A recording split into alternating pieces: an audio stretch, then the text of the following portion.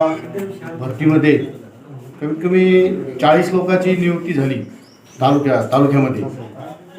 तर प्रत्येकाला आपल्या इथं जवळपासचा जो कार्यक्रम झाला त्यामध्ये नियुक्तीपत्र देण्यात आले होते।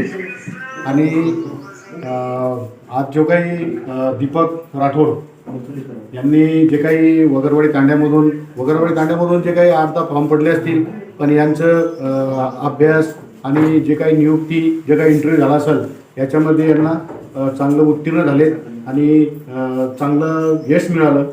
आणि जे काही वगरवाडी तांड्यामध्ये 10 वर्षापासून पोलीस पाटील पद रिक्त होतं, 10 वर्षापासून पोलीस पाटील पद हे रिक्त असल्यामुळं प्रत्येक हे गाव कोणातरी गावाला जोडल्या गेलं असेल किंवा काही समस्या सॉल्व्ह झाल्या असतील, काही समस्या राहिल्या असतील। पण आता तुम्हाला तुमच्या गावचं जे पोलीस पाटील म्हणून एक पद नियुक्ती झालं आहे। यांनी सुद्धा जे काही जबाबदारी आहेत पोलीस स्टेशनमध्ये रुजू झाले का? हो सर। हां, तुम्ही तुमचा पोलीस स्टेशनमध्ये नंबर देऊन पोलीस स्टेशनमध्ये सुद्धा तुम्ही तुमचे काय आदेश आहेत त्याचं सुद्धा पालन करायचं।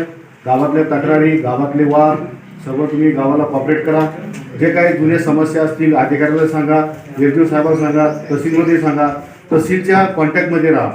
नवीन कार्यक्रम येतात, नवीन काही आदेश येतात, सर्वाला मार्गदर्शन करा। कोणाच्या काही समस्या असतात, कारण की पोलीस पाटील पद असं आहे, पोलीस हे मागे राहतात, पण पोलीस पाटील हा जो गावचा आहे माणूस त्याला सर्व काही गोष्टी माहिती पाहिजे। आणि चांगलं गावला हे करा, सहकार्य करा आणि चांगलं लक्ष ठेवून अधिकाऱ्यासोबत कॉन्टॅक्टमध्ये राहा। महसूलच्या सुद्धा कॉन्टॅक्टमध्ये राहा, पोलीस स्टेशनच्या कॉन्टॅक्टमध्ये राहा।